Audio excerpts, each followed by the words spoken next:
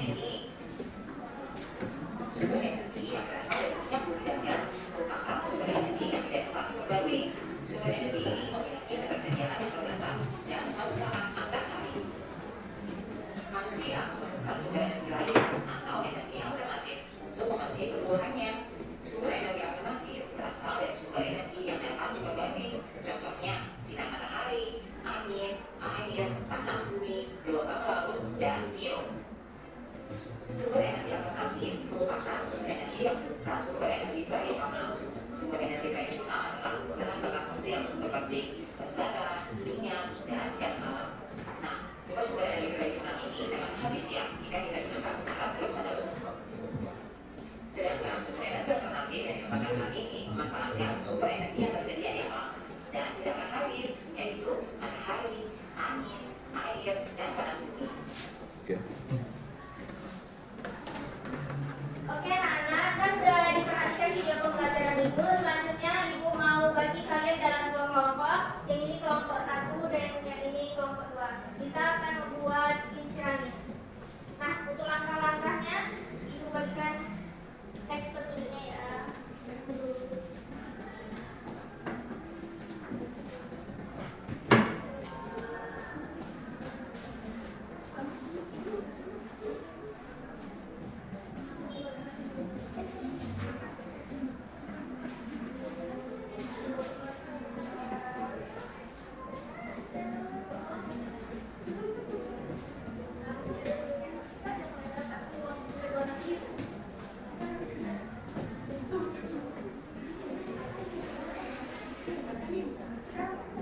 Iya, masing-masing kelompok ikuti langkah-langkah dari kertas yang udah ibu bagi tadi ya.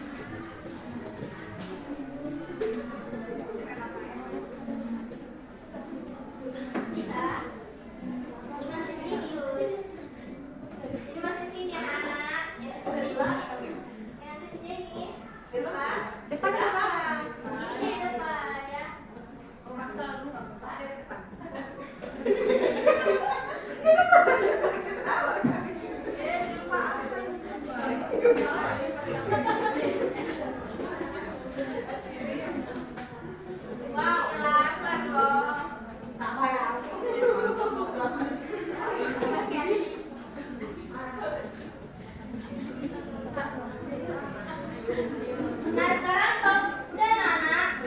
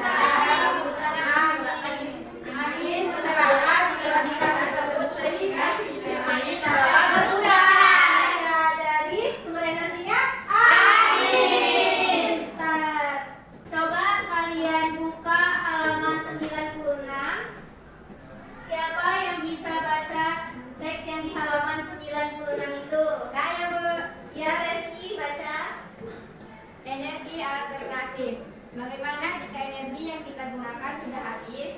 Adakah energi penggantinya? Sumber energi yang berasal dari minyak bumi dan gas merupakan sumber energi yang tidak dapat diperbarui. Sumber energi ini memiliki ketersediaan yang terbatas dan suatu saat akan habis.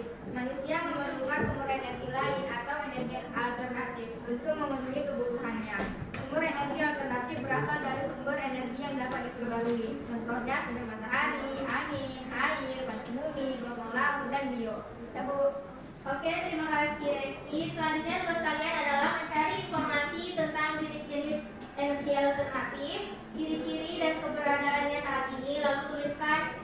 peta pikiran yang udah disediakan per kelompok ya.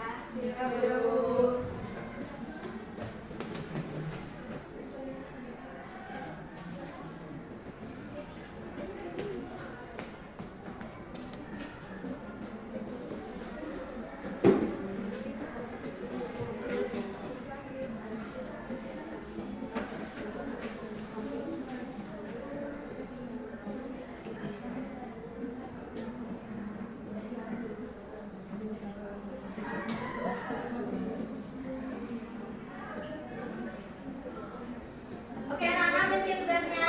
Sudah Bu. Kumpulkan.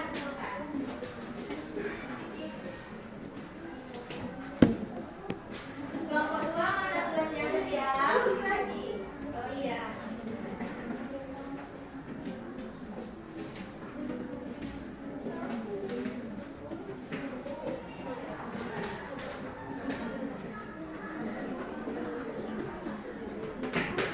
Nah, untuk teks selanjutnya di halaman 100 tentang minyak jarak sebagai sumber energi alternatif. Siapa yang bisa baca?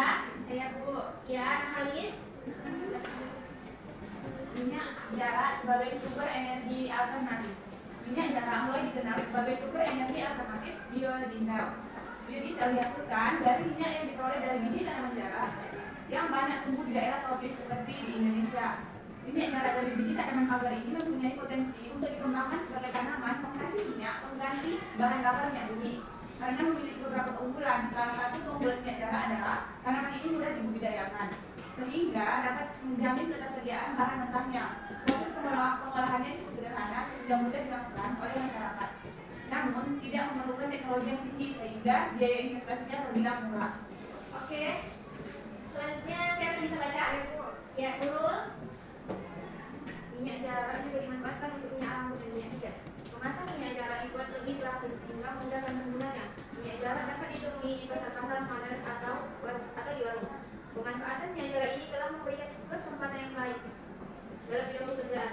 Saat penanaman pohon jarak sampai panen dibutuhkan tenaga. Begitu pula saat tanaman diolah menjadi minyak, tentunya membutuhkan para ahli untuk membuatnya. Belum lagi kemasan yang menarik, pasti dibutuhkan tangan-tangan terampil untuk mengemasnya. Pemanfaatan minyak jarak yang banyak selain berdampak positif, tentunya juga akan memberikan dampak yang kurang menguntungkan bagi masyarakat. Oke, terima kasih. Nah, untuk tugas selanjutnya kalian bisa menjawab dari pertanyaan yang Ibu kasih. Coba tuliskan satu tuliskan manfaat tanaman jarak. Udah? Dua, kegiatan ekonomi apa sajakah yang bisa dilakukan? Lalu yang ketiga, dampak pemanfaatan yang berlebihan serta solusinya. Solusi